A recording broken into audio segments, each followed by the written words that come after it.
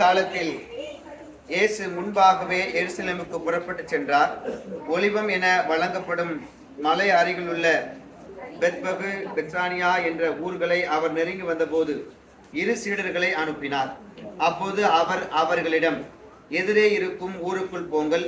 அதில் நுழைந்ததும் இதுவரை யாரும் அமராத ஒரு கழுதை குட்டி கட்டி வைக்கப்பட்டிருப்பதை காண்பீர்கள். அதை அவிழ்த்து கொண்டு வாருங்கள். யாராவது உங்களிடம் ஏன் அவிழ்த்தீர்கள் என்று கேட்டால், இது ஆண்டவருக்கு தேவை என சொல்லுங்கள் என்றார்.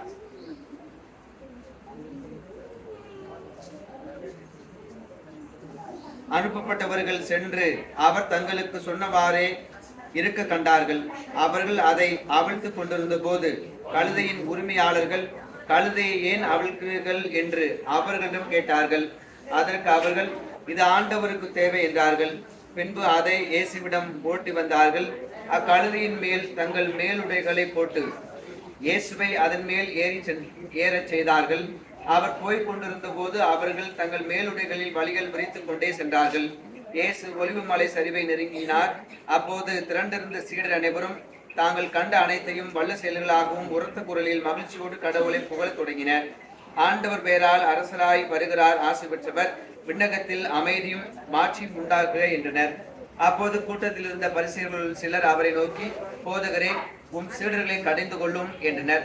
அதற்கு அவர் மறுமொழியாக, இவர்கள் பேசாதிருந்தால் கற்களே கத்தும் என நான் உங்களுக்கு சொல்லுகிறேன் என்றார். ஆண்டவரின் அருள்வாக்கு. பிரியமானவர்களே, இப்போது நாம் பவனியாக மெதுவாக செல்லவிருக்கிறோம். இப்போது நாம் அமைதியுடன் புறப்படுவோம் என்று சொன்ன உடனே நீங்கள் அனைவரும் ஒன்றாக இணைந்து கிறிஸ்துவின் பெயரால் ஆமேன் என்று பதில் சொல்ல வேண்டும். அன்புமிக்க சகோதர சகோதரிகளே, இயேசுவை புகழ்ந்து ஆர்ப்பரித்து மக்கள் திரளை போன்று நாமும் அமைதியுடன் புறப்படுவோம். கிறிஸ்துவின் பெயரால் ஆமேன்.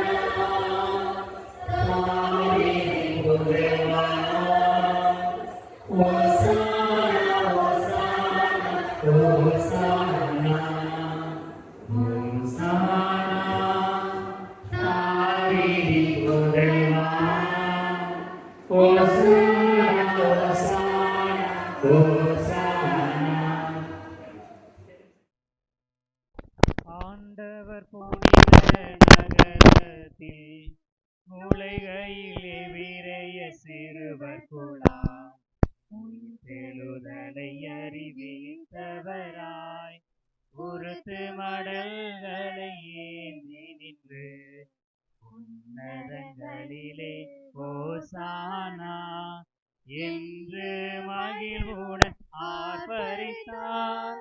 எருசலேம் நகருக்கு இயேசுவிரான் வருவதை கேட்ட மக்களெல்லாம் அவரை எதிர்கொண்டழைத்தனரே. உருத்து மடல்களை ஏந்தி நின்று உன்னதங்களிலே ஓசானா என்று மகிழ்வுடன் ஆர்ப்பரித்தார். ஆண்டவருடைய பாடுகளின் குருத்து ஞாயிறான இன்று இயேசுவின் புனித பயணத்தை பற்றி சிந்திக்க அன்னையாம் திரு அவை இன்று நமக்கு அழைப்பு விடுக்கிறது.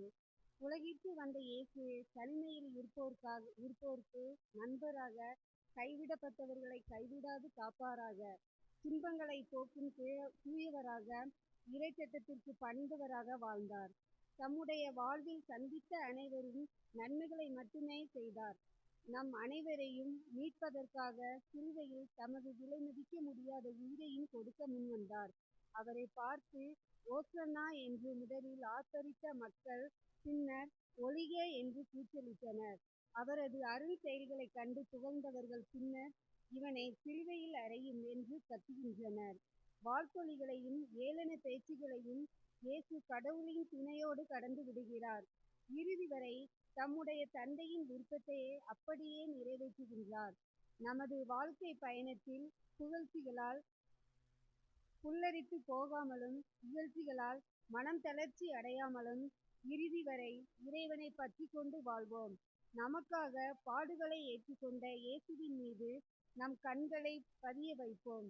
இயேசுவின் வார்த்தையை நமது வாழ்வுக்கு ஒளியாகவும் அவரது வாழ்வை நமது வாழ்க்கையாகவும் கொண்டு வாழ வரவேண்டி இணைவோம் இத்திருப்பலியில்.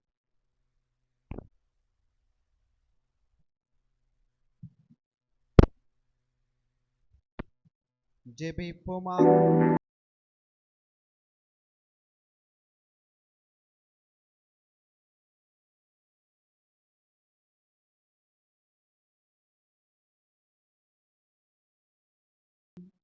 அதனால் நாங்கள் அவரது பொறுமையை கற்றுக்கொண்டு அவரது உயிர்ப்பில் பங்கேற்க தகுதி பெறுமாறு எங்களுக்கு கனிவாய் அருள்வீராக.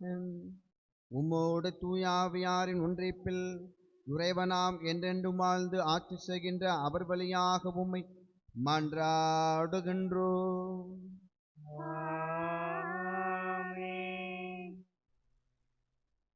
முதல் வாசகம் முன்னரை. இன்றைய முதல் வாசகம் ஆண்டவரின் உண்மையான ஊழியரின் பணியையும் வாழ்வையும் பற்றி எடுத்துரைக்கின்றது. ஆண்டவருடைய ஊழியர் துன்பங்கள் சூழ்ந்தாலும் இறைவனின் துணையோடு அவரது விருப்பத்தை நிறைவேற்ற எப்போதும் தயாராக இருக்கின்றார். நம்முடைய இன்னல்கள், துன்பங்கள், குழப்பங்கள், சுமைகள் அனைத்திலும் நம்மை கைவிடாது காக்கும் இறைவனின் கரம் பற்றி வாழ அழைக்கும் முதல் வாசகத்திற்கு செவிமடுப்போம். முதல் வாசகம்.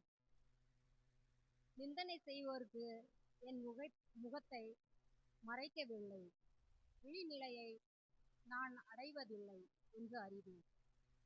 இறைவாக்கினர் எசேயா நூலிலிருந்து வாசகம். அதிகாரம் 50, இறைவசனம் 4 தொடங்கி 7 முடியும். நலிந்தவனை நல்வாக்கால் ஊக்குவிக்கும் அறிவை நான் பெற்றிட ஆண்டவராகிய என் தலைவர் பட்சோனின் நாவை எனக்கு அளித்துள்ளார். காலைதோறும் அவர் என்னை தட்டி எழுப்புகின்றார். கற்போர் கேட்பது போல் நானும் செவி கொடுக்க செய்கின்றார். ஆண்டவராகிய என் தலைவர் என் செவியை திறந்துள்ளார். நான் கிளர்ந்தெழவில்லை, விலகிச் செல்லவும் இல்லை. அடிப்போருக்கு என் முதுகையும் தாடியை பிடுங்குவோருக்கு என் தாடையையும் ஒப்புவிட்டேன். நிந்தனை செய்வோருக்கும் காரி உமிழ்வோருக்கும் என் முகத்தை மறைக்கவில்லை. ஆண்டவராகிய என் தலைவர் துணை நிற்கின்றார். நான் அவமானம் அடையேன். என் முகத்தை கற்பாறை ஆக்கி கொண்டேன். விழிநிலையை நான் அடைவதில்லை என்று அறிவேன். இது ஆண்டவர் வழங்கும் அருள்வாக்கு. இறைவனுக்கு நன்றி.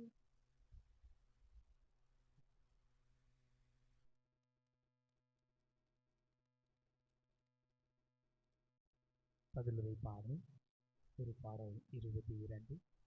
நாம் அனைவரும் இணைந்து பாட வேண்டிய பதில்மொழி. என் இறைவா, என் இறைவா, ஏன் என்னை கைவிட்டீர்? என் இறைவா, என் இறைவா, ஏன் என்னை கைவிட்டீர்? இறைவா, என் இறைவா, ஏன் என்னை கைவிட்டீர்? இறைவா, என் இறைவா, ஏன் என்னை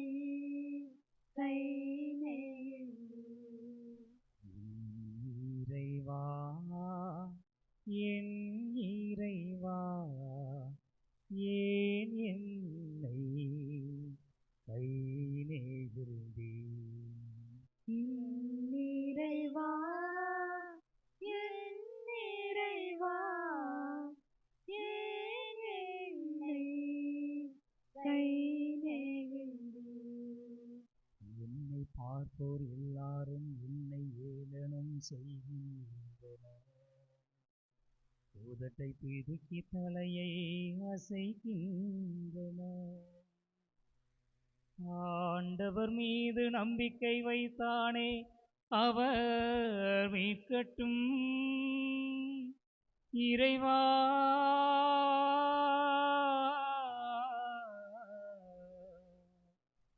ஆண்டவர் மீது நம்பிக்கை வைத்தானே அவர் மீட்கட்டும். அவருக்கு இவன் மீது பிரியம் இருந்தார் இவனை விடுவிக்கட்டும் என்றார்கள். இறைவா என் இறைவா ஏன் என்னை கை ஏனெனில் பல நாய்கள் என்னை சூழ்ந்து கொண்டன. பொல்லாதவர்கள் கூட்டம் என்னை வளைத்து கொண்டது. என் கைகளையும் கால்களையும் துளைத்தார்கள். இறைவா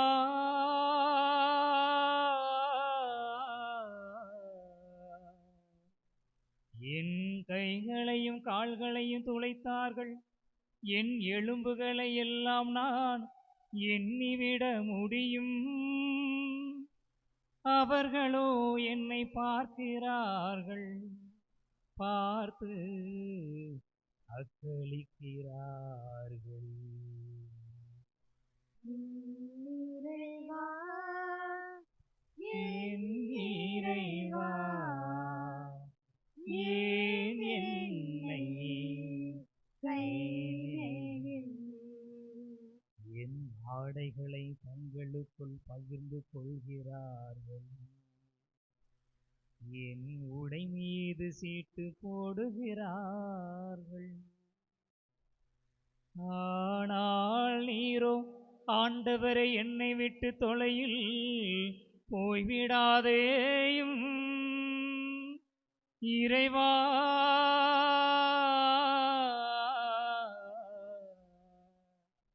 ஆனால் ஆண்டவரே நீர் என்னை விட்டு தொலையில் போய்விடாதேயும். எனக்கு துணையான நீர் எனக்கு உதவி புரிய விரைந்து வாரும். இறைவா என் இறைவா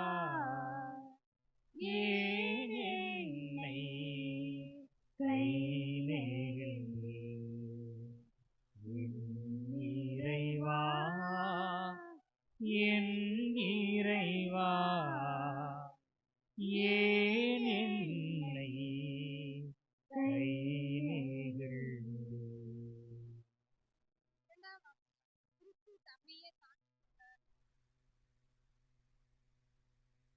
இரண்டாம் வாசகம்.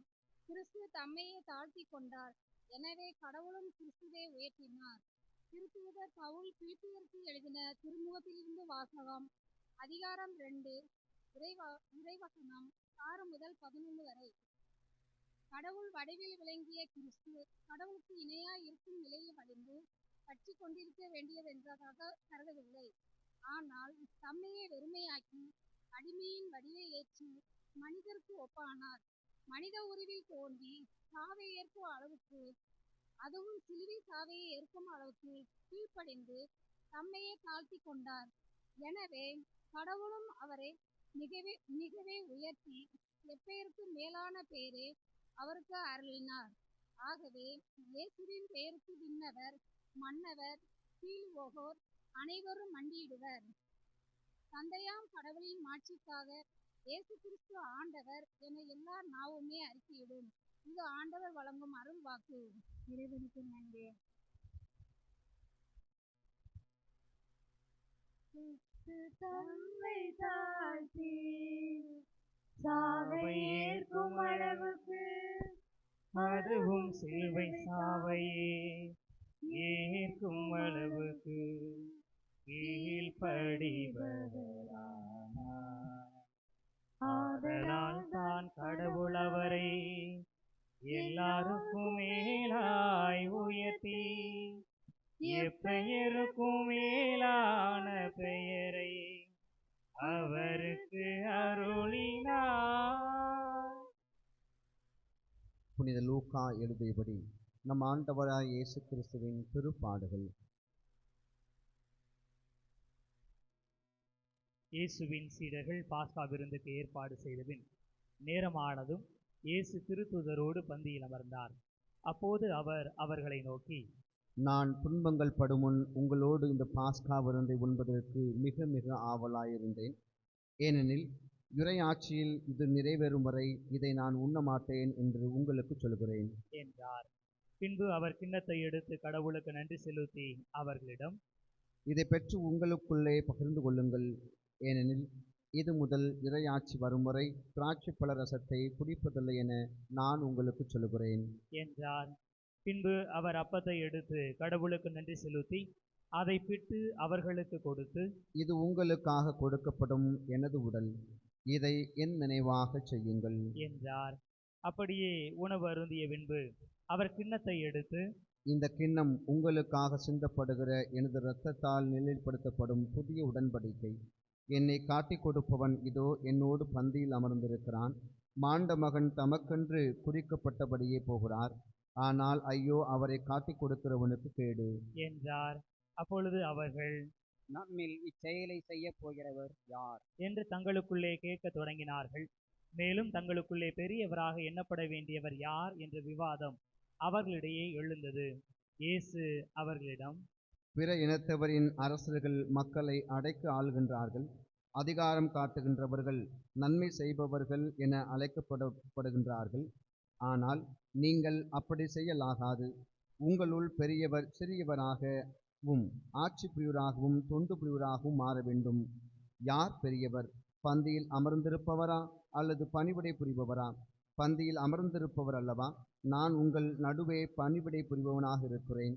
நான் சோதிக்கப்படும் போது எங்களோடு இருந்தவர்கள் நீங்கள். என் தந்தை எனக்கு ஆட்சியுரிமை கொடுத்திருந்த போது நானும் உங்களுக்கு கொடுக்கிறேன். ஆகவே என் ஆட்சி வரும்போது நீங்கள் என்னோடு பந்தியில் அமர்ந்து உண்டு குடிப்பீர்கள்.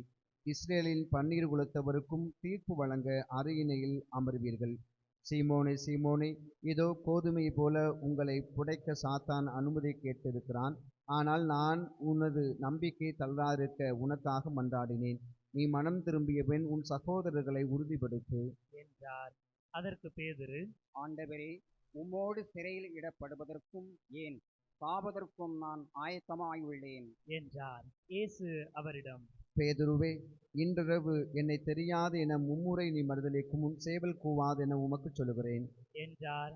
இயேசு சீடரிடம், நான் உங்களை பணப்பையோ வேறு பையோ மிதியடியோ எதுவும் இல்லாமல் அனுப்பிய போது உங்களுக்கு ஏதாவது குறை இருந்ததா என்று கேட்டார். அவர்கள், ஒரு குறையும் இருந்ததே இல்லை என்றார்கள். அவர் அவர்களிடம், ஆனால் இப்பொழுது பணப்பை உடையவர் அதை எடுத்துக்கொள்ளட்டும், வேறு பை உடையவரும் அவ்வாறே செய்யட்டும். வாள் இல்லாதவர் தம் மேலுடைய விற்று வாள் வாங்கி கொள்ளட்டும். ஏனெனில் நான் உங்களுக்கு சொல்கிறேன், கொடியவருள் ஒருவராக கருதப்பட்டார் என்று மறைநூலில் எழுதப்பட்டுள்ளது என் வாழ்வில் நிறைவேற வேண்டும். என்னை பற்றியவை எல்லாம் நிறைவேறி வருகின்றன என்றார். அவர்கள், ஆண்டவரே, இதோ இங்கே இரு வாள்கள் உள்ளன என்றார்கள். இயேசு அவர்களிடம், போதும் என்றார். இயேசு அங்கிருந்து புறப்பட்டு தம் வழக்கப்படி ஒலிவ மலைக்கு சென்றார். சீடர்களும் அவரை பின்தொடர்ந்தார்கள். அந்த இடத்தை அடைந்ததும் அவர் அவர்களிடம், சோதனைக்கு உட்படாதிருக்க இறைவனிடம் வேண்டுங்கள் என்றார். பிறகு அவர் அவர்களை விட்டு கல்லறி தூரம் விலகிச் சென்று முழந்தாள் படியிட்டு இறைவனிடம் வேண்டினார். தந்தையே, உமக்கு விருப்பமானால் இத்துன்ப கிண்ணத்தை என்னிடமிருந்து அகற்றும். ஆனாலும் என் விருப்பப்படியல்ல, உம் விருப்பப்படியே நிகழட்டும் என்று கூறினார். அப்போது விண்ணகத்திலிருந்து ஒரு தூதர் அவருக்கு தோன்றி அவரை வலுப்படுத்தினார்.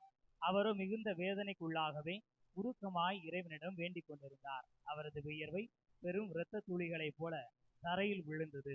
அவர் இறை வேண்டலை முடித்துவிட்டு எழுந்து சீடர்களிடம் வந்தபோது அவர்கள் துயரத்தால் சோர்வுற்று தூங்கிக் கொண்டிருப்பதை கண்டார். என்ன உறங்கிக் கொண்டாருக்கிறீர்கள்? சோதனைக்குட்படாதிருக்க விழித்திருந்து இறைவனிடம் வேண்டுங்கள் என்றார். இயேசு தொடர்ந்து பேசிக் கொண்டிருந்த போது இதோ மக்கள் கூட்டமாய் வந்தனர். 12 ஒருவனான யூதாசு என்பவன் அவர்களுக்கு முன் வந்து அவரை முத்தமிட நெருங்கினான். இயேசு அவனிடம், யூதாசே, முத்தமிட்டாம் ஆண்ட மகனை காட்டிக் கொடுக்கப் போகிறாய் என்றார். அவரை சூழ நின்றவர்கள் நிகழப்போவதை உணர்ந்து, ஆண்டவரே, வாளால் வெட்டட்டுமா என்று கேட்டார்கள். அப்பொழுது அவர்களுள் ஒருவர் தலைமை குருவின் பணியாளரை தாக்கி அவருடைய வலக்காதை துண்டித்தார். இயேசு அவர்களை பார்த்து, விடுங்கள், போதும் என்று கூறி அவருடைய காதை தொட்டு நலமாக்கினார். அவர் தம்மிடம் வந்த தலைமை குருக்களையும் கோவில் காவல் தலைவர்களையும் மூப்பர்களையும் பார்த்து, ஒரு கல்வனை பிடிக்க வருவது போல நீங்கள் வாள்களோடும் தடிகளோடும் வந்ததையே, நான் நாள்தோறும் கோவிலில் உங்களோடு இருந்தும் நீங்கள் என்னை பிடிக்கவில்லையே. ஆனால் இது உங்களுடைய நேரம், இப்போது இருள் அதிகாரம் செலுத்துகிறது என்றார். பின்னர் அவர்கள் இயேசுவை கைது செய்து இழுத்துச் சென்று தலைமை குருவின் வீட்டுக்கு கொண்டு போனார்கள். பேதுரு தொலையில் அவரை பின்தொடர்ந்தார். வீட்டு உள்முற்றத்தின் நடுவில் நெருப்பு மூட்டி அதை சுற்றி அவர்கள் உட்கார்ந்திருந்தார்கள். பேதுருவும் அவர்களோடு இருந்தார். அப்போது பணிப்பெண் ஒருவர் நெருப்பின் அருகில் அவர் அமர்ந்திருப்பதைக் கண்டு அவரை உற்று பார்த்து, இவனும் அவனோடு இருந்தவன் என்றார். அவரோ, அம்மா, அவரை எனக்கு தெரியாது என்று மறுதளித்தார். சிறிது நேரத்திற்கு பிறகு அவரை கண்ட வேறு ஒருவர், நீயும் அவர்களை சேர்ந்தவன்தான் என்றார். பேதுரு, இல்லையப்பா என்றார். ஏறக்குறைய 1 மணி நேரத்திற்கு பின்பு மற்றொருவர், உண்மையாகவே இவனும் அவனோடு இருந்தான், இவனும் ஒரு கலிலேயன்தான் என்று வலியுறுத்தி கூறினார். பேதுருவோ, நீர் குறிப்பிடும் வரை எனக்கு தெரியாது என்றார். உடனே அவர் தொடர்ந்து பேசிக் கொண்டிருக்கும் போதே சேவல் கூவிற்று. ஆண்டவர் திரும்பி பேதுருவை கூர்ந்து நோக்கினார். இன்று சேவல் கூவும் முன் நீ என்னை 3 முறை மறுதலிப்பாய் என்று ஆண்டவர் தமக்கு கூறியதை பேதுரு நினைவு கூர்ந்து வெளியே சென்று மனம் நொந்து அழுதார்.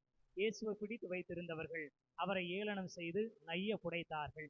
அவரது முகத்தை மூடி, உன்னை அடித்தவன் யார்? இறைவாக்கினனே என்று சொல் என்று கேட்டார்கள். இன்னும் பலவாறு அவரை பழி துரைத்தார்கள். பொழுது விடிந்ததும் மக்களின் மூப்பர்களும் தலைமை குருக்களும் மறைநூல் அறிஞர்களும் கூடி வந்தார்கள். இயேசுவை இழுத்துச் சென்று தங்கள் மூப்பர் சங்கத்தின் முன் நிறுத்தினார்கள். அவர்கள், நீ மெசியாதானா?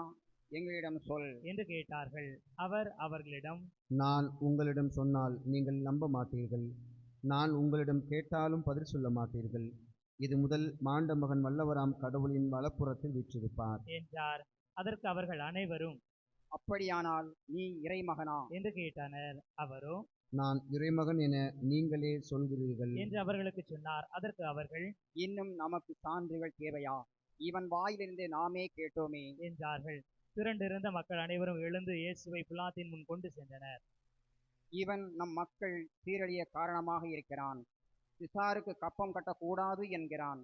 தானே மெசியாவாகி அரசன் என்று சொல்லிக் கொள்கிறான். இவற்றையெல்லாம் நாங்கள் கேட்டோம் என்று அவர்கள் இயேசுவின் குற்றம் சுமத்த தொடங்கினார்கள்.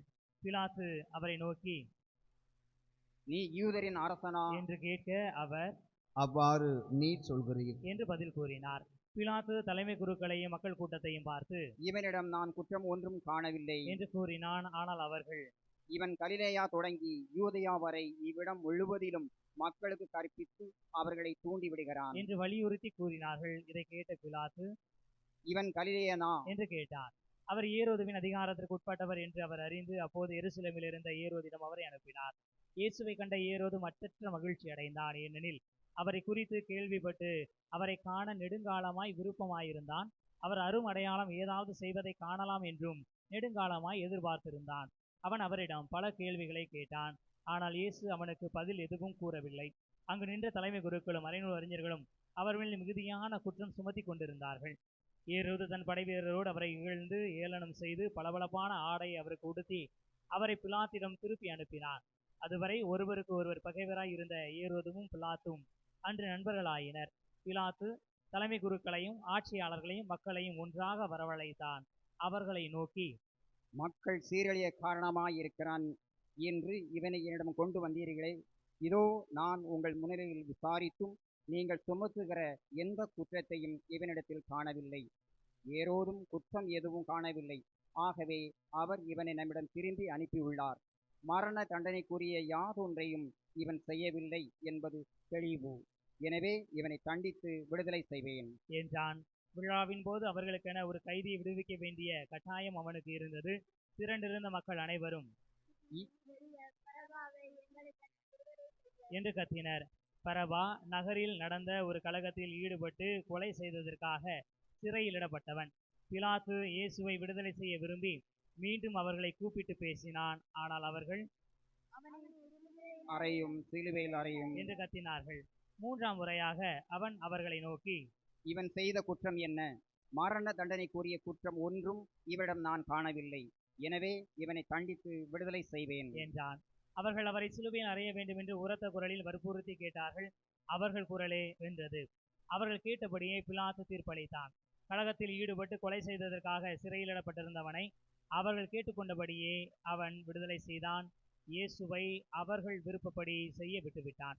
அவர்கள் இயேசுவை இழுத்துச் சென்று கொண்டிருந்த போது சிரேன் ஊரைச் சேர்ந்த சீமோன் என்பவர் வயல்வெளியிலிருந்து வந்து கொண்டிருந்தார். அவர்கள் அவரை பிடித்து அவர் மேல் இயேசுவின் சிலுவையை வைத்து அவருக்கு பின் அதை சுமந்து கொண்டு போகச் செய்தார்கள். பெருந்திரளான மக்களும் அவருக்காக மாரடித்து புலம்பி ஒப்பாரி வைத்த பெண்களும் அவர் பின்னே சென்றார்கள். இயேசு அப்பெண்கள் பக்கம் திரும்பி, எருசலேம் மகளிரே, நீங்கள் எனக்காக அழ வேண்டாம், மாறாக உங்களுக்காகவும் உங்கள் மக்களுக்காகவும் அழுங்கள்.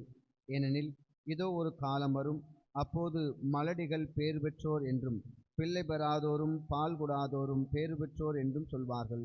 அப்போது அவர்கள் மலைகளை பார்த்து எங்கள் மேல் விழுங்கள் எனவும் குன்றுகளை பார்த்து எங்களை மூடிக்கொள்ளுங்கள் எனவும் சொல்வார்கள். பச்சை மரத்துக்கு இவ்வாறு செய்கிறார்கள் என்றால் பட்ட மரத்திற்கு என்னதான் செய்ய மாட்டார்கள் என்றார். வேறு 2 குற்றவாளிகளையும் மரண தண்டனைக்காக அவர்கள் அவரோடு கொண்டு சென்றார்கள். மண்டை ஓடு எனப்படும் இடத்திற்கு வந்ததும் அங்கே அவரையும் வலப்புறம் ஒருவனும் இடப்புறம் ஒருவனுமாக அக்குற்றவாளிகளையும் அவர்கள் சிலுவைகளில் அறைந்தார்கள். அப்போது இயேசு, தந்தையே, இவர்களை மன்னியும், ஏனெனில் நாங்கள் செய்வது என்னவென்று இவர்களுக்கு தெரியவில்லை என்று சொன்னார். அவர்கள் அவருடைய ஆடைகளை குழுக்கள் முறையில் பங்கிட்டுக் கொண்டார்கள். மக்கள் இவற்றை பார்த்து கொண்டு நின்றார்கள். ஆட்சியாளர்கள், பிறரை விடுவித்தான், இவன் கடவுளின் மெசியாவாகவும் தேர்ந்தெடுக்கப்பட்டவனுமானால் தன்னையே விடுவித்துக் கொள்ளட்டும் என்று கேலி செய்தார்கள். படை வீரர் அவரிடம் வந்து புளித்த திராட்சரசத்தை கொடுத்து, நீ யூதர்களின் அரசனால் உன்னையே காப்பாற்றிக்கொள் என்று எள்ளி நகையாடினர். இவன் யூதரின் அரசன் என்று அவரது சிலுவையின் மேல் எழுதி வைக்கப்பட்டிருந்தது. சிலுவையில் தொங்கிக் கொண்டிருந்த குற்றவாளிகளுள் ஒருவன், நீ மெசியாதானே, உன்னையும் எங்களையும் காப்பாற்று என்று அவரை பழித்துரைத்தான். ஆனால் மற்றவன் அவனை கடிந்து கொண்டு, கடவுளுக்கு நீ அஞ்சுவதில்லையா? நீயும் அதே தீர்ப்புக்குத்தானே உள்ளாகி இருக்கிறாய். நாம் தண்டிக்கப்படுவது முறையே, நம் செயலுக்கு ஏற்ற தண்டனையும் நாம் பெறுகிறோம். இவர் ஒரு குற்றமும் செய்யவில்லையே என்று பதில் உரைத்தான். பின்பு அவன், இயேசுவே, நீர் ஆட்சி உரிமை பெற்று வரும்போது என்னை நினைவு கூறுகொள்ளும் என்றான். அதற்கு இயேசு அவனிடம், நீர் இன்று என்னோடு பேரின்ப வீட்டில் இருப்பீர் என உறுதியாக உமக்கு சொல்கிறேன் என்றார். ஏறக்குறைய நண்பகல் 12 மணி முதல் பிற்பகல் 3 மணி வரை நாடெங்கும் இருள் உண்டாயிற்று. கதிரவன் ஒளி கொடுக்கவில்லை. திருக்கோவிலின் திரை நடுவில் குழிந்தது. தந்தையே, உம் கையில் என் உயிரை ஒப்படைக்கிறேன் என்று இயேசு உரத்த குரலில் கூறி உயிர் துறந்தார். அனைவரும் அமைதியாக முழங்கால்படியிட்டு ஆண்டவருக்கு நன்றி செய்து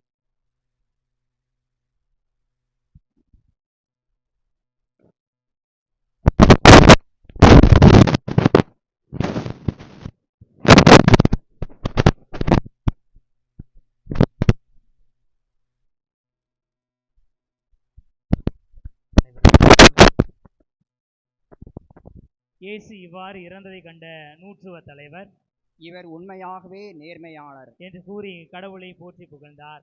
இக்காட்சியை காண கூடி வந்திருந்த மக்கள் அனைவரும் நிகழ்ச்சியை கண்டு மார்பில் அடித்துக் கொண்டு திரும்பிச் சென்றனர். அவருக்கு அறிமுகமான அனைவரும் கலிலேயாவில் இருந்து அவரை பின்பற்றி வந்திருந்த பெண்களும் தொலையிலிருந்து இவற்றை பார்த்து கொண்டிருந்தார்கள். யோசேப் என்னும் பெயருடைய ஒருவர் இருந்தார்.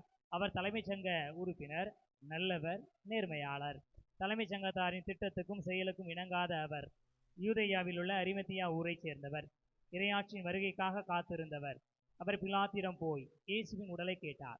அவர் அவரது உடலை இறக்கி மெல்லிய துணியால் சுற்றி பாறையில் குடைந்திருந்த கல்லறையில் வைத்தார். அதற்கு முன்பு யாரையும் அதில் அடக்கம் செய்ததில்லை. அன்று ஆயத்த நாள், ஓய்வு நாளின் தொடக்கம். கலிலேயாவிலிருந்து அவரோடு வந்திருந்த பெண்கள் பின்தொடர்ந்து சென்று கல்லறையை கண்டார்கள். அவருடைய உடலை வைத்த விதத்தை பார்த்துவிட்டு திரும்பி போய் நறுமண பொருட்களையும் நறுமண தைலத்தையும் ஆயத்தம் செய்தார்கள்.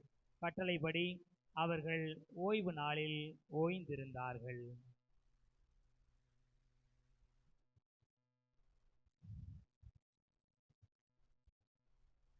அமர்ந்து கொள்ளுங்கள்.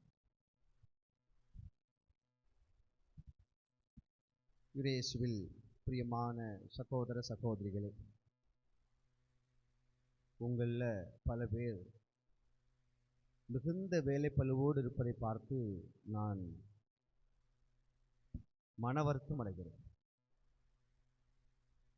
உங்களுக்கு கொடுக்கப்பட்ட ஓலைகளில் நீங்கள் சிலுவை செய்வதில் தான் மும்முரமாக இருக்கீங்க. மிகுந்த வேலைப்பளு. பாவம், ஆண்டவர் பாடுகள் பட்டு நமக்காக சாவதற்கு முன்பாக ஒரு பயணம் செல்கிறார். அந்த பயணத்தில் என்னதான் நடக்குன்னு பார்ப்போமே அப்படிங்கிறத விட சரி பரவாயில்லை, நம்ம பூசை முடிஞ்சோடனே என்ன செஞ்சுக்கலாம், மீண்டும் நம்முடைய பணியை தொடங்கலாம். சரிங்களா? ஒரு குறுகிய மறைவுரை தான், ரொம்ப நேரம் வளவலாம் வைக்க மாட்டேங்க, அதனால் நீங்கள் பொறுமையாக கேட்டால் போதும்.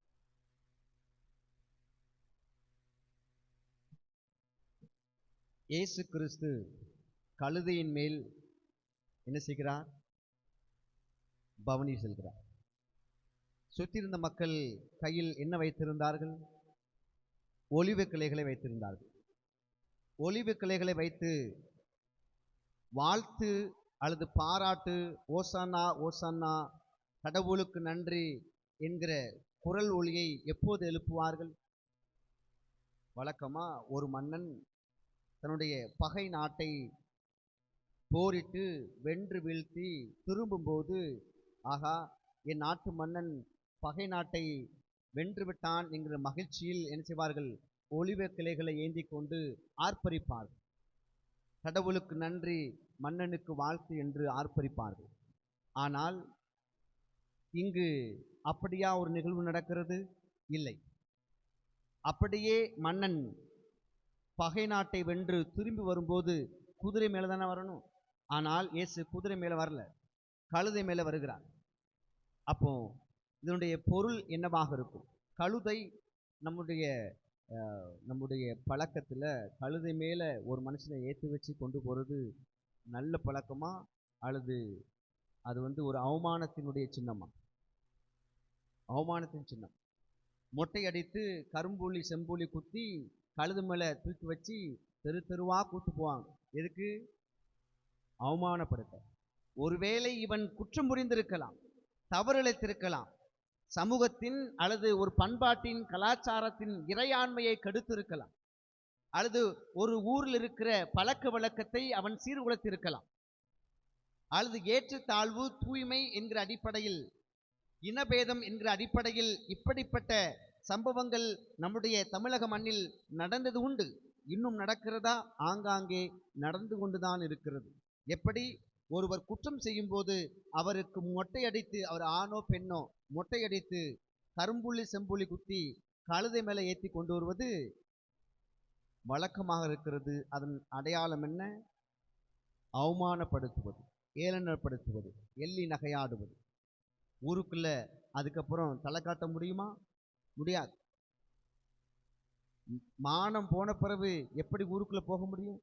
சாவதை விட வேறு வழியில்லை என்று எத்தனையோ நம் மக்கள் செத்தவர்கள் உண்டு, உயிரை மாய்த்தவர்கள் உண்டு. அது வரலாற்றில் எழுதப்படாத சரித்திரங்களாக நம் மண்ணில் இருந்து கொண்டுதான் இருக்கின்றன. அது மாற்று கருத்து இல்லை. அப்படிங்கும்போது இங்கு இயேசு கழுதை மேல் வந்து கொண்டிருக்கிறார். எதன் அடையாளமாக இருக்கும்? பிரியமானவர்களே, குதிரை மேலே வரும்போது அது பெரிய ராஜா மாதிரி, ஒரு மன்னன் மாதிரி ஒரு கம்பீரத்தை கொடுக்கலாம். ஆனால் கழுதை மேல் வரும்போது அத்தகைய கம்பீரத்தை கொடுக்குமா? வாய்ப்பில்லை. அப்படியெனில் என்ன அப்படின்னா, கழுதை பொதி சமக்கும். எவ்வளவு பொதி வச்சாலும் சமக்கும். உண்மைதானே? எவ்வளவு நீங்கள் கிலோ கணக்கில் டன் வச்சா கூட அது வாட்டில் என்ன செய்யும்? சுமந்து போகும். அப்போ இயேசு என்ன சொல்லுகிறார்? உங்கள் சுமையை நான் சுமக்க தயாராக இருக்கிறேன். சுமை சுமந்து சோர்ந்திருப்போரே என்னிடம் வாருங்கள், உங்கள் சுமையை நான் ஏற்றுக்கொள்கிறேன். எப்படி கழுதையின் மேல் எவ்வளவு பொதி வைத்தாலும் சுமை வைத்தாலும் தாங்கிக் கொள்ளுமோ, அதே போல உங்கள் சுமையை நான் சுமக்க தயாராக இருக்கிறேன். உங்கள் துன்பத்தை, கண்ணீரை, கடன் தொல்லைகளை, அவமானங்களை என்னிடம் கொடுங்கள், நான் சுமக்கிறேன், உங்களுக்கு மீட்பு தருகிறேன், உங்களுக்கு நலம் தருகிறேன் என்பதின் அடையாளம்தான் அது. அது மட்டுமல்ல, ஒருவேளை நீங்கள் குற்றவாளிகளா, பாவிகளா, அதையும் என்மேல் சுமத்துங்கள், நான் தாங்கிக் கொள்ளுகிறேன், உங்களுக்காக நான் பாடுபட்டு சிலுவையில் உயிர் துறந்து உங்களை மீட்டுக் கொள்ளுகிறேன் என்பதை சுட்டி காட்டவும் அவர் கழுதை மேல் வருகிறார். பிரியமானவர்களே, நம்முடைய வாழ்க்கையில நாம் சந்திக்கிற எல்லா சுமைகளையும் ஆண்டவரிடம் இறக்கி வைப்போம். கண்டிப்பா என் துன்பத்தை, என் கண்ணீரை, என்னுடைய கடன் தொல்லைகளை நம்ம வீட்டு அண்ணன் தம்பிகிட்ட, அக்கம் பக்கத்தார் வீட்டை இறக்கி வைக்க முடியுமா? அவங்களே எவ்வளோ கஷ்டப்படுறாங்க. உண்மைதானே? கொஞ்சம் துன்பம் இருந்தாலும், கடன் தொல்லை இருந்தாலும், பயங்கரமான மனவேதனை இருந்தாலும் பக்கத்து வீட்டில் எவ்வளவுதான் நம்ம சுமத்த முடியும்? ஒருவேளை நல்ல அன்புக்குரிய நட்புக்குரிய மனிதர்கள் நம்மகிட்ட இருக்கலாம், சொந்தங்கள் இருக்கலாம், அன்பாக நல்லா பேசக்கூடிய, அருமையாக நமக்கு உதவி செய்யக்கூடிய எத்தனையோ நண்பர்கள் இருக்கிறாங்க. அவங்க மேல நீங்க எவ்வளவுதான் சுமை சுமத்துவீங்க? முடியாது.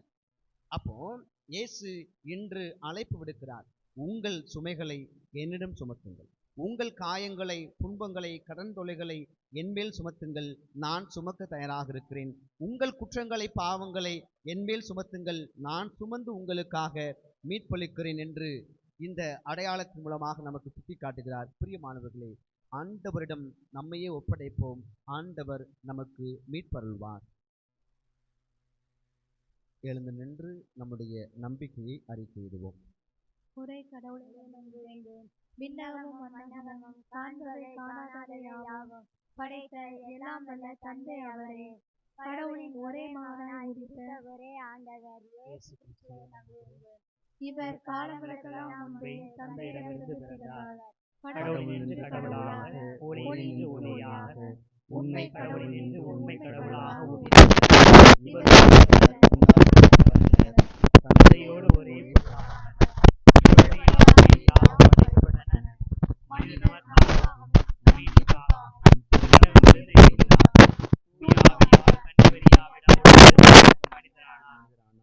மேலும் நமக்காக பொந்திய பிலாத்தின் அதிகாரத்தில் சிலுவையில் அறையப்பட்டு பாடுபட்டு இறந்து அடக்கம் செய்யப்பட்டார். மறைநூல்களின்படி மூன்றாம் நாள் உயிர் தெழுந்தார். எல்லாம் வல்ல தந்தையின் வலப்பக்கம் வீற்றிருக்கிறார். இறந்தோரையும் தீர்ப்பிட மாட்சியுடன் மீண்டும் வர இருக்கின்றார். அவரது ஆட்சிக்கு முடிவு இராது. தந்தையிடமிருந்து மகனிடமிருந்து புறப்படும் ஆண்டவரும் உயிரளிப்பவருமான தூய ஆவியாரை நம்புகின்றேன்.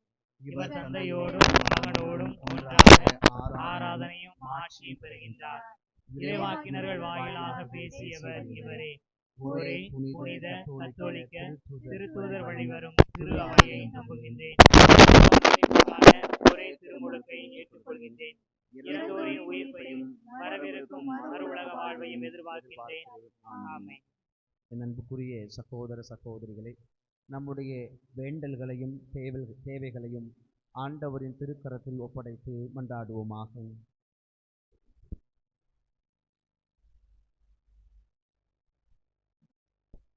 நல்ல ஆயனே ஆண்டவரே, என் திரு அவை தலைவர்கள் அனைவரும் உமது இரக்கத்தால் கிடைத்த அர்ப்பண வாழ்வில் மகத்துவம் உணர்ந்து எங்கள் அனைவரையும் இறை ஒளியின் பாதையில் வழி நடத்திட தேவையான அருள் வரங்களை தர வேண்டும் என்று இறைவா உம்மை மன்றாடுகிறோம்.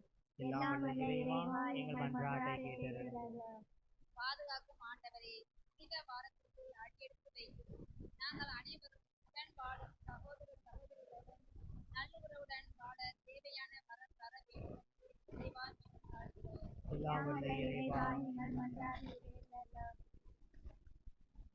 வாழ்வு கொடுக்கும் ஆண்டவரே, இன்று திருத்தோடுகளை கையில் ஏந்தி தாவீதின் மகனுக்கு ஓசானா என்று முழங்கிய நாங்கள் அனைவரும் வாழ்க்கையில் எந்நிலையிலும் உம்மை போற்றி புகழ அருள் புரிய வேண்டும் என்று இறைவா உம்மை மன்றாடுகிறோம்.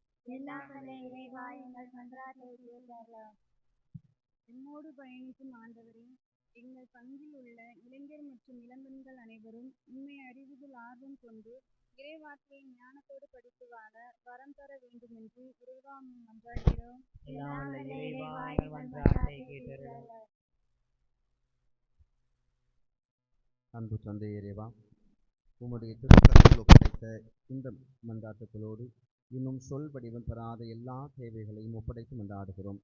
எங்கள் குடும்பங்களை, குழந்தைகளை, நாங்கள் செய்கிற தொழிலை நிறைவாக ஆசீர்வதித்தருளும். எங்கள் கால்நடைகளை நிறைவாக ஆசீர்வதித்தருளும். நாங்கள் போகும்போதும் வரும்போதும் எங்களுக்கு தேவையான பாதுகாப்பை நிறைவாக தந்திரலும். எங்கள் துன்ப துயரங்களை கணித்து அவற்றையெல்லாம் நீரை எடுத்துக்கொண்டு எங்களுக்கு நுழை வாழ்வை, மகிழ்ச்சியான சமாதானமான வாழ்வை தரும்படியாக எங்கள் ஆண்டவராய கிறிஸ்து வழியாக முன்னிட்டு கொண்டாடுகிறோம். மன்னிப்பை தந்தோம் கர்த்தாவே, ஏற்றுக்கொள் எம்மையை இப்போது.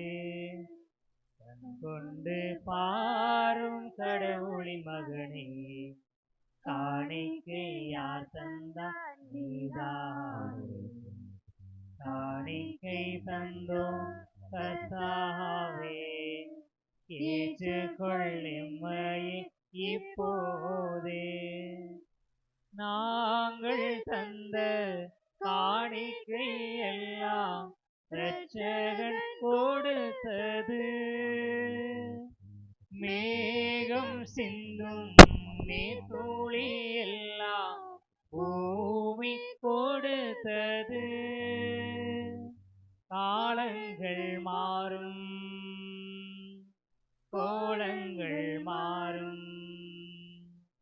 காலங்கள் மாறும், கோலங்கள் மாறும். ஆகாயம் மாறும் கடவுளின் மகனே, ஆனாலும் உன்னன்பு மாறாது. என் அன்புக்குரிய சகோதர சகோதரிகளே, என்னுடையதும் உங்களதுமான பலி எல்லாம் வல்ல தந்தையாக இவனை கேட்டதாகும்படி மன்றாடுங்கள். ஆண்டவர் தம் திருப்பெயரின் புகழ்ச்சிக்காகவும் மாட்சிக்காகவும் தமது நன்மைக்காகவும் புனித திரு அவையின் அனைத்து நலன்களுக்காகவும் உமது கையிலிருந்து பலியை ஏற்றுக்கொள்வாராக. இதய அமைதியே இறைவா, ஒரே திருமகனின் பாடுகளால் நீர் எங்கள் மீது கொண்டுள்ள இரக்கம் நெருங்கி வர உம்மை வேண்டுகின்றோம். அதனால் எங்கள் செயல்களால் தகுதியற்றவர்களாயினும் இந்த ஒரே பலியின் ஆற்றலால் உமது இரக்கத்தை முன்கூட்டி நாங்கள் கண்டுணர அருள் புரிவீராக. எங்கள் ஆண்டவராய கிறிஸ்து வழியாக உம்மை மன்றாடுகின்றோம். ஆண்டவர் உங்களோடு இருப்பாராக.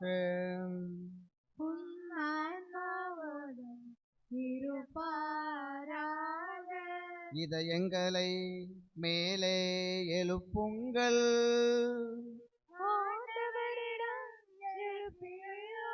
நம் இறைவனாகிய ஆண்டவருக்கு நன்றி கூறுவோம்.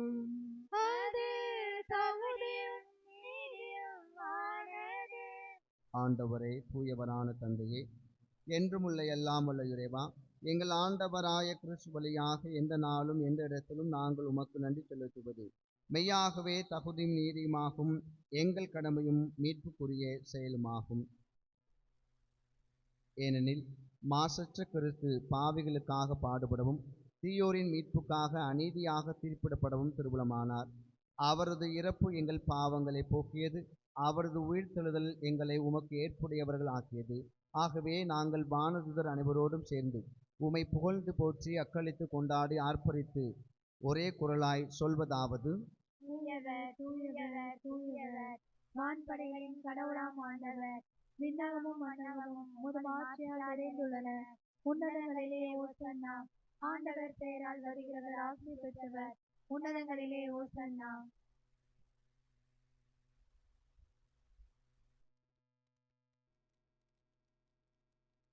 ஆண்டவரே, நீமையாகவே தூயவர், தூய்மை அனைத்திற்கும் ஊற்று. ஆகவே உங்களுடைய தூய ஆவியை என் மக்கள் மீது பொழிந்து இக்காணிக்கைகளை தூய்மைப்படுத்த வேண்டுகின்றோம். இவ்வாறு எங்கள் ஆண்டவர் இயேசு கிறிஸ்துவின் உடலும் இரத்தமுமாக எங்களுக்கு இவை மார்பனமாகும். அவர் பாடுபட உளம் கனிந்து தம்மை கையளித்த போது அப்பத்தை எடுத்து நன்றி செலுத்தி அதை பெற்று தம் சீடர்களுக்கு அழைத்து கூறியதாவது: அனைவரும் இதிலிருந்து பெற்று உண்ணுங்கள், ஏனெனில் இது உங்களுக்காக கையளிக்கப்படும் என் உடல்.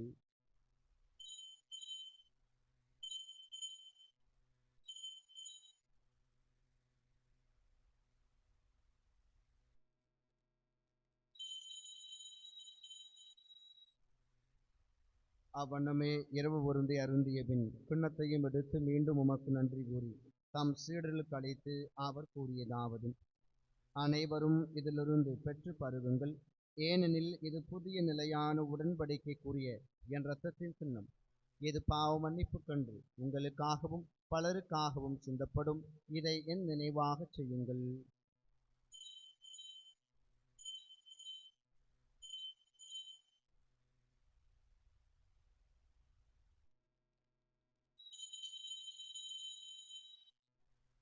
நம்பிக்கையின் மாறை பொருள். ஆண்டவரே, நீர் வருமளவும் உமது இறப்பினை அறிக்கையிடுகின்றோம், உமது உயிர்ப்பினையும் எடுத்துரைக்கின்றோம்.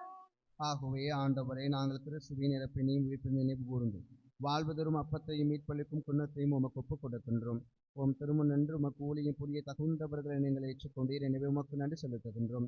மேலும் கிறிஸ்துவின் உடலிலும் இரத்தத்திலும் பங்கு கொள்ளும் எங்களை தூய ஆவியார் ஒன்று சேர்க்க வேண்டுமென உம்மை தாழ்மையுடன் கொண்டாடுகின்றோம்.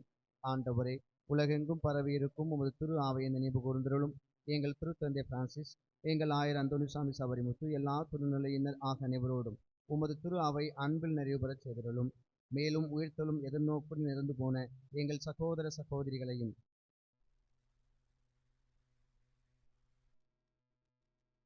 இறந்தோர் அனைவரையும் இரக்கத்துடன் நினைவு கூர்ந்து உமது திருமுக ஒளியினுள் ஏற்றருளும். எங்கள் அனைவர் மீதும் இரக்கமாயிரும். கடவுளின் கனித்தாயான புனித மரியா, அவருடைய அன்பு கணவரான புனித யோசேப்பு, புனித திருத்தூதர்கள், இவ்வுலகில் முக்குகந்தவராயிருந்தோர் ஆகிய புனிதர் அனைவருடனும் நாங்கள் நிலைவாழ்வில் பங்கு கொள்ளும் தகுதி பெற்று உம் திருமகன் இயேசு கிறிஸ்து வழியாக உம்மை புகழ்ந்தேத்து மரமருள உம்மை மன்றாடுகின்றோம்.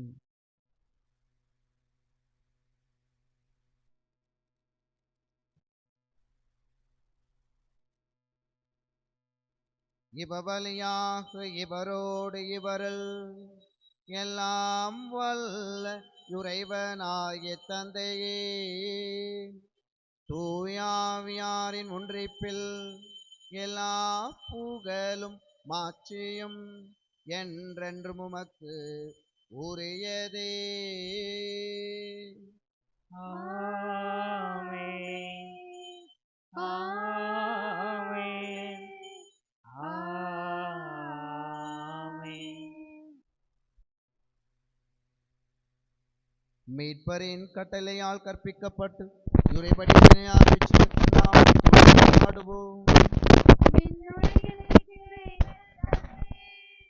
உமது பெயர் தூயதென போற்ற பெறுக.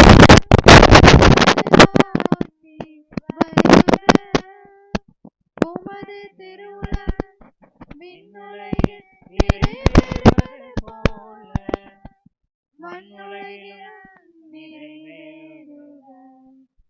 எங்கள் அன்றாட உணவை இன்று எங்களுக்கு தாரும். எங்களுக்கு எதிராக குற்றம் செய்வோரை நாங்கள் மன்னிப்பது போல எங்கள் குற்றங்களை மன்னியும். எங்களை சோதனைக்கு உட்படுத்தாதேயும், தீமையிலிருந்து எங்களை விடுவித்தருளும்.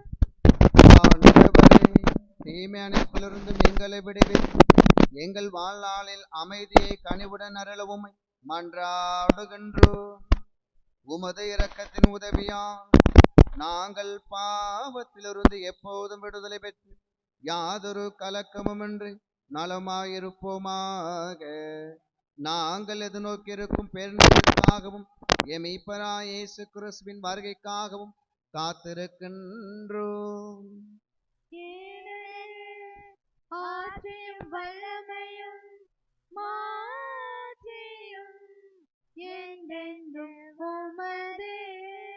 ஆண்டவரே இயேசு கிறிஸ்துவே, அமைதியை உங்களுக்கு விட்டுச் செல்கின்றேன், என் அமைதியை உங்களுக்கு அளிக்கிறேன் என்று உம் திருத்தூதர்களுக்கு மொழிந்தீரே.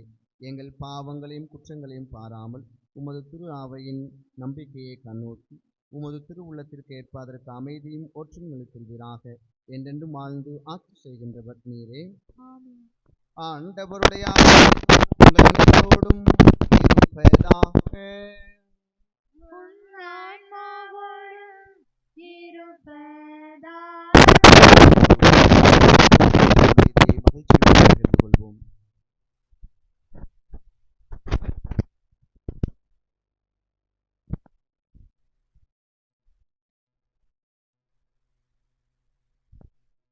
இதோ இறைவனின் செம்மறி, இதோ உலகின் பாவங்களை போக்குபவர். செம்மறியின் விருந்துக்கு அழைக்கப்பெற்றோர் பேறு பெற்றோர்.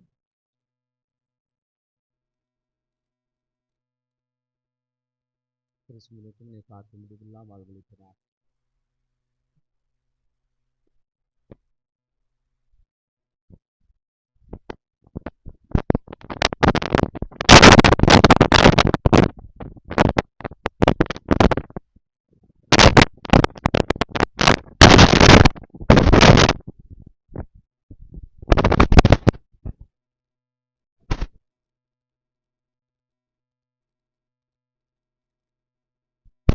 இருந்தாக என் இறைவாவா, மனம் மகிழ்ந்திட வாழ்க்கை நிறைவே வா வா வா. இருந்தாக என் இறைவாவா, மனம் மகிழ்ந்திட வாழ்க்கை நிறைவே வா வா வா. ஆறுதல் அளித்திடும் அருள்மொழியே, திரு ஆகமம் முழங்கிடும் உயிர் மொழியே. ஆறுதல் அளித்திடும் அருள்மொழியே, திரு ஆகமம் முழங்கிடும் உயிர் மொழியே. உடலோடு உலகோர் நடுவெழுந்தாய், உடலோடு உலகோர் நடுவெழுந்தாய், எமை உமதுடல் என நீ மாற வைத்தாய். அகலிருந்தாக என் இறைவாவா, மனம் மகிழ்ந்திட வாழ்க்கை நிறைவே வா வா வா. தேன்மொழி மொழிந்தவும் திரு இதழால் எமதான்மனல் புலம்பர் மொழிந்திடுவாய். தேன்மொழி மொழிந்தவும் திரு இதழா எமதார்மணர் குணம் மொழிந்திடுவாய்.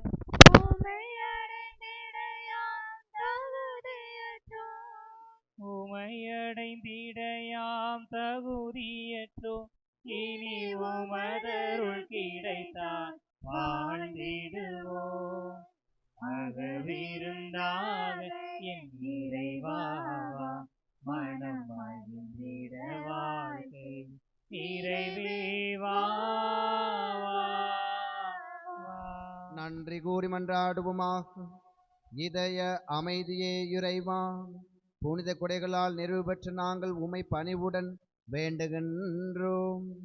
அதனால் நாங்கள் நம்புவதை உம் திருமகன் இறப்பினால் எதிர்நோக்கியிருக்க செய்த நீர், நாங்கள் நாடுவதை அவரது உயிர்ப்பினால் வந்தடைய செய்வீராக. எங்கள் ஆண்டவராய கிறிஸ்து வழியாக உம்மை மன்றாடுகின்றோம். ஆமென். ஆண்டவர் உங்களோடு இருப்பாராக. உம் ஆன்மாவோடும் இருப்பாராக. எல்லாம் வல்ல இறைவன் தந்தை, மகன், தூயாவியார் உங்கள் ஒவ்வொருவரையும் நிறைவாக ஆசிர்வதிப்பாராக. ஆமென். ஒருவர் மற்றவரை அன்பு செய்து வாழ சென்று வாருங்கள். பலி தொடர்கின்றது. இறைவனுக்கு நன்றி. மாசில்லா கன்னியே மாதாவே உண்மை, நேசமில்லாதவர் நீசரேயாவா. வாழ்க வாழ்க வாழ்க மரியே.